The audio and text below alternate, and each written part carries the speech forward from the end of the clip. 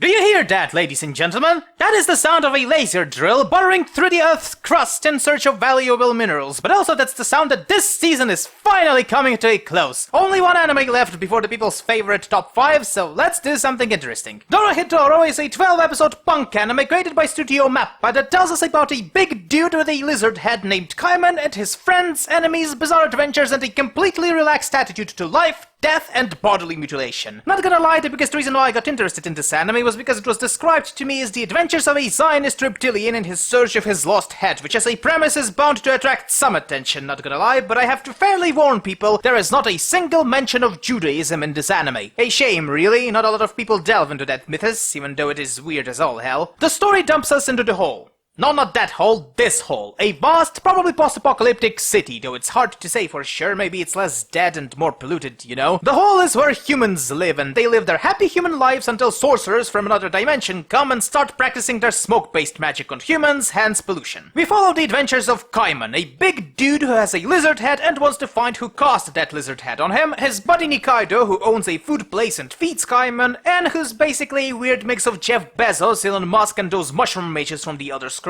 and other weird people and not so much people. Basically, they kill a lot of shit in the most gruesome way, and that's the main point of the show. The plot and the characters are the show's strongest element. They all share that Tarantino-esque style of relationship, occasionally dialogue, and their love to brutally murder people, which probably is what makes them all dear to me. Every important character is visually distinct, has distinct mannerisms, and is entertaining to watch, even in episodes that are effectively just fillers to the overall plot. And boy, do they like to faff around a lot. If this was to be made into a movie, you could have cut out about 50% of the thing, and it would still have some scenes that are absolutely pointless. Fortunately, whereas in other shows this would probably be a detriment, here it gives some characters time to shine, which would otherwise be forced to share room with Mr. Lizardhead and friends. The music is also quite nice, though I do admit that it is an acquired taste. It simultaneously sounds like a generic Japanese pop soundtrack and one of those weird hip-hop tracks. You know the type, where it's all beeps and tuk-tuk-tuks with a singer mewling in the background, and the fact that all intros and outros are made by the same group, and this group is affiliated with Toho Animation, suggests that some skullduggery was present during making of this anime, though it's mostly just a hunch. As for the graphics, well, the scenery is nice and can be quite creative, especially in Sorcerer World, but overall it's a grim, drab palette with 3D models running around. The 3D in this is serviceable, somewhere on the Beast Stars level. Good to see that lessons learned from Berserk about frame rate have finally gotten through their thick Japanese skulls. The biggest issue I probably had with the graphics overall is the saturation and the occasional kaleidoscope-esque imagery, especially in the opening.